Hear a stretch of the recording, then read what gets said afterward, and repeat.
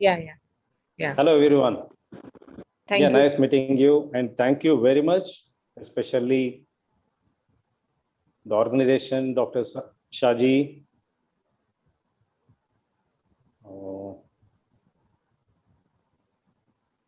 and all the delegates all over the world.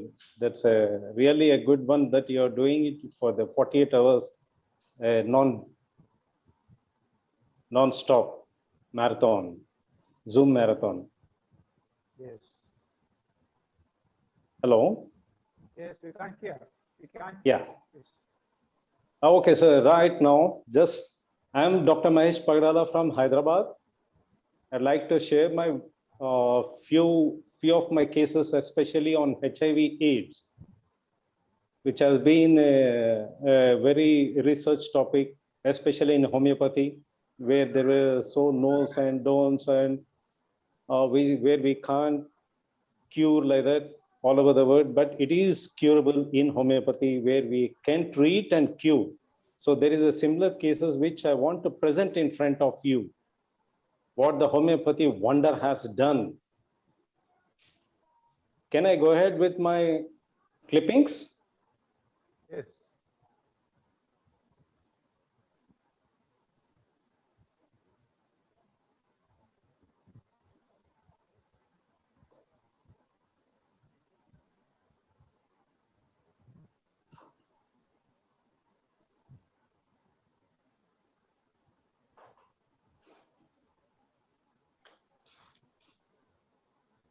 So this is actually, this case was presented in the International Liga conference in Germany.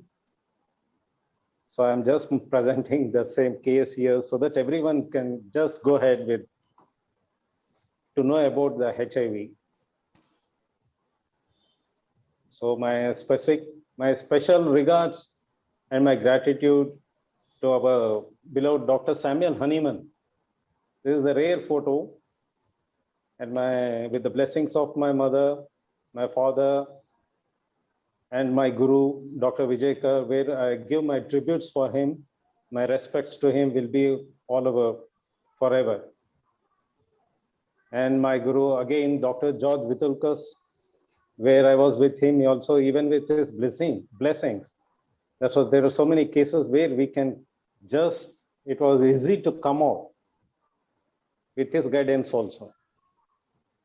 So here, just a brief introduction about HIV/AIDS, which is homeopathy. I renamed it as homeopathy-induced vital force, which is an acquired immunodeficiency syndrome. As everyone knows, it is a chronic potential life-threatening. Now the life-threatening has been changed to it has been overlapped by COVID. So everyone know as it is a sexually transmitted infection. Can I go detailing, or I'll be skipping few of the points, because most of us are aware about of HIV. It's a human immunodeficiency syndrome and was first recognized in 1981, caused by HIV-1 and HIV-2 viruses. The primary infection, you can find in majority like flu illnesses, where infection will be last for a few weeks. Later on, it goes into secondary infections, where the virus bloodstream viral load is very high. It goes on. The primary infection, in the next stage of infection, it continues, multiply, and destroy the immune cells and develop the infection, where the chronic signs and symptoms where we will be able to see. Most of the symptoms such as fever, fatigue, diarrhea, weight loss, shortness of breath, and swollen lymph nodes. In lymph nodes, we can see even in TB also here. They are prone to catch up TB also. These are the first stage of signs of HIV infection. General progression of AIDS, it goes from disease to up to AIDS. In about 10 years, we have seen it will be going on. You can't say it's only for 1 year. It is as being a chronic. it can continue even for 10 years. It is a single-stranded RNA virus from the lentivirus family and transport to lymph nodes via dendrites, CD4, and Langerhans cells, where the infected stage established. As the time passes, gradual attribution of CD4 cell population resulting in increased impairment and cell-mediated immunity. So immune deficiency is a result of continuous high-level HIV replication leading to destruction of the key immune effector cells, CD4 lymphocytes. General pathophysiology, as the CD4 cell is a pivotal in initiating orchestrating immune response. A depletion in their numbers renders the body susceptible to opportunistic infections and oncogenic virus-related tumors. Of course, progress of the disease depends upon the rate of CD4 count destruction in the presence of virus. Moderate grade of cases, variety of secondary infections such as tuberculosis, herpes zoster, oropharyngeal candidiasis, hairy leukoplegia, salmonellosis, Kaposi sarcoma, etc. These are the secondary infections where we can observe. General tests to detect the complications are like for tuberculosis, we can go for a TB test. For hepatitis, toxoplasmosis, sexual transmitted infections, liver or kidney damage, urinary tract infections. As if we go as a homeopathic way, the miasmatic approach here, the persons affected are mostly in a syphilitic phase when they come to us. Due to large-scale destruction of the immune mediator cells, the progress with the growth of oncogenic tumors, it may head towards psychotic miasm also. In patients with tubercular infection, the predominant miasm is tubercular. So we can see a mixed miasmatic picture in most of the advanced cases. So here I'm going with a case of mine. So a female aged around 38 years. She was a daily wages worker with her husband, used to work as a watchman over there. He was HIV positive. She's having a daughter and a son. She came with the chief complaints like as a regular case, as a weakness, fever and chills, body pains, throat burning, burning urination, sleeplessness, knee joint pains, backache, hotness of body. There was mild shortness of breath and skin itching all over the body. This is a routine symptoms where we see in our regular OP, where we take it as some flu or some mild infections. She was even associated complaints where like headache was there, nausea at side of food. There was some mild numbness of body, left shoulder pain. Being as a daily wage worker, she used to work daily. So maybe the pains may be due to her hard work and everything. There was a sensation of ants crawling sensation also. Burning eyes with discharge was one of the symptoms she expressed. After taking the history here, she had a loose stools with pain abdomen. Backache was there, joint pains was there. So taking her thermals, she was a chilly patient. And thirst was 1+. So taking her mental symptoms, there was very fear of death, especially when she was telling the fever was very high, body pains was there. She was suspecting some problem, she may die. For a simple high fever also, she used to feel like there's a lot of fear of death was there. And the disease may get transmitted to her children. So she used to stay all alone, away from the family. She used to stay in a separate room. So that was the more anxiety about her health was there. And very restless was. And here what my observations was, she used to come first in the morning whenever she misses a turn to the clinic also. She used to wait till the last patient. And she used to request for good medicine. In spite of so many other clinics, she preferred which is the best level. And she came over there inspired. She was ready to pay whatever the fee structure was high also. She wanted a better cure. That was her thing. And what I observed is she came with all her reports, which are systematically maintained one by one, as per the dates.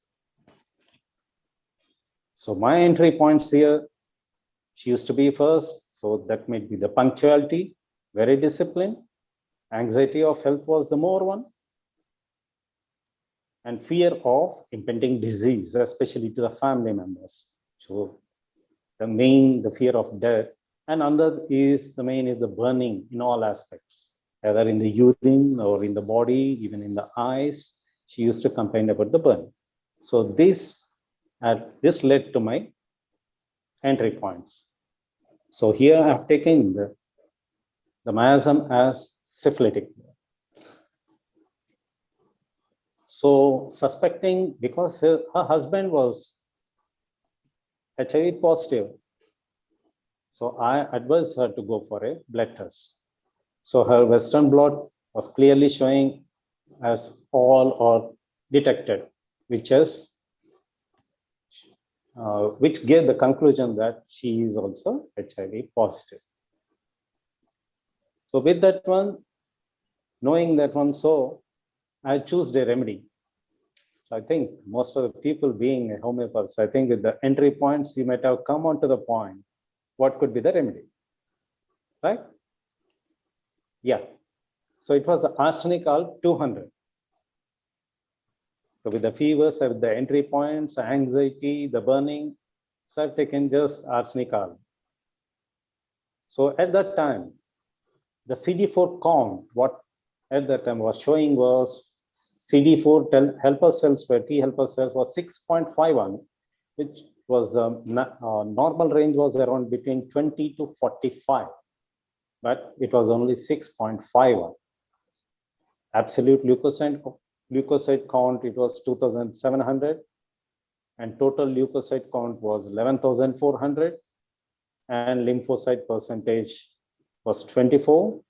Absolute CD4 T helper cells count was 176, which should be between 424 to 1050. So after what happened after giving arsenic al?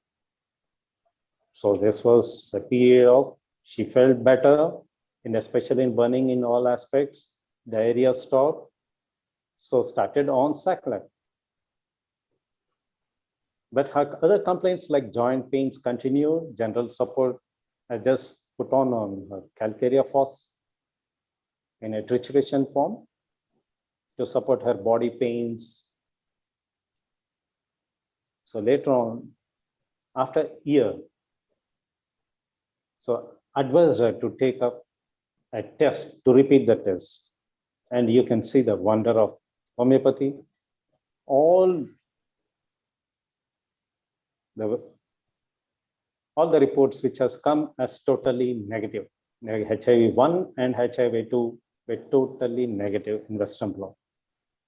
So again, we repeated, later on followed by Saclac, because we can't say whether it won this thing, whether it can recur or still the infection is laying down in the body, we don't know. So we get continuing with the Saclac. There was mild symptoms like cold cough, on and off fever, occasional diarrhea. So we were continuing. So I had to give arsenic al 1 m. Again, once in a month, I repeated a dose. So which was going on, followed by Saclac. Again, I repeated the test. So it was showing all or negative. 1 and 2 both. So again, continued with the Saclac for months later. Again, repeated again in 2014 to recheck it whether any possibilities of recurrence is there or no. So the result is totally in front of you. It's negative only. I thought better to go for again CD4 viral load count. Here you can see the CD4 T helper cells was 43.7, which was between 20 to 45. It has come to a normal range. And absolute leukocyte count, which was very less at that time also, it has come to normal 2,368. And the main absolute CD4 T helper cell count, which was at that time very low, Now it has come to 1035. This was the wonder. This was the changes after giving homeopathic medicine. She was not on any ART. She was only totally on homeopathy medicine only. All the tests which were, because as she is being a daily wage worker, the reports were done by myself with the help of taking her, because she was not able to pay, as it was a costly affair for her.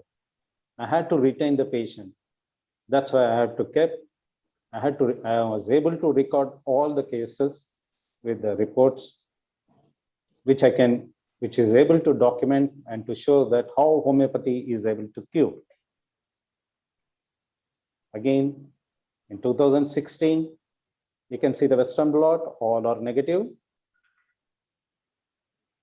So this was the patient when initially when she came, she was very ugly look and everything. So after the treatment, there was a lot of change, even in her skin texture. She was feeling very neat and clean also. That was the improvement. The improvement should be, as Hanuman said, it should be totally from internal to outside, and the whole, it should be as a whole. Even bodily look, everything was a lot of change. Now she is happy with her family going on. So that was the keys. Is it audible? Hello? Hello? Yes. Am I audible? Yes. Yes. Yeah. Okay. Right. So just I would like to go with another one short case here also. Please. So here this is also treated with only homeopathy medicine. So she is also suffering here because few investigation reports were missing. But still, I'm having some few reports where I'm able to put it in front of you. So here even the CD3% was 86. CD help herself with T help herself was 169. And CD8 was around 69. Absolute T cells was around 716.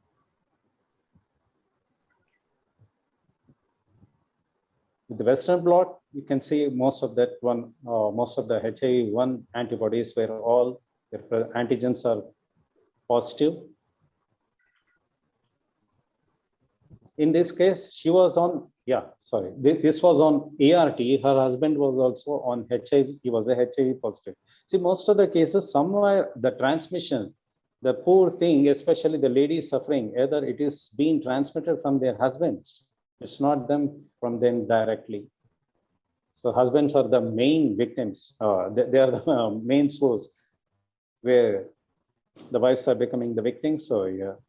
So she was suffering with severe diarrhea, cough, productive cough was there, shortness of breath, tuberculosis was positive. This was another point. She had bronchitis. So here also with the same aspect, I have given arsenicol. Where here is the complaint was not there. Okay.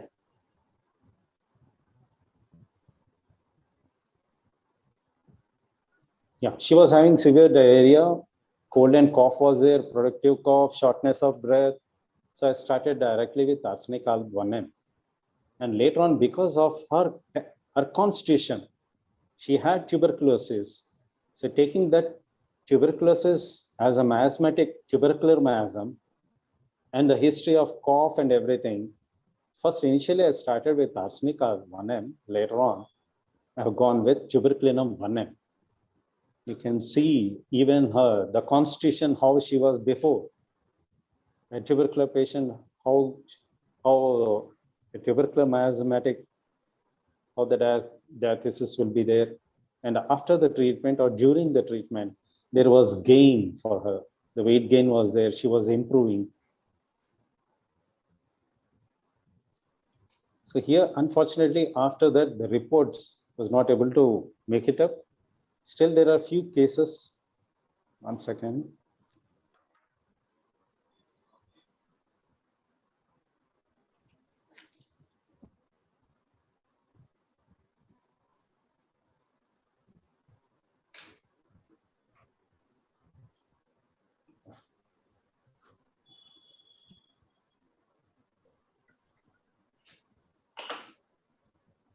Okay, so these are the two cases where I was able to share, and a few cases are right now not. Okay, thank you. Congratulations. So I sincerely thank my family with the support and my assistant Dr. Harsha and my HIV patient who followed all over the course. Because even here, the patient retaining was very important here. Most of the patients, they go away from here to here. They'll be keep on jumping with the fear of whether it will be cured or no. And most of the people, they are taking ART and they're irregular with homeopathy treatment. So that is the main problem where we are not able to come out in front of everyone with a documentation that, yes, this is the proof where we can do with homeopathy. So this is how I was able to keep it. So with this one, I would like to go with another case other than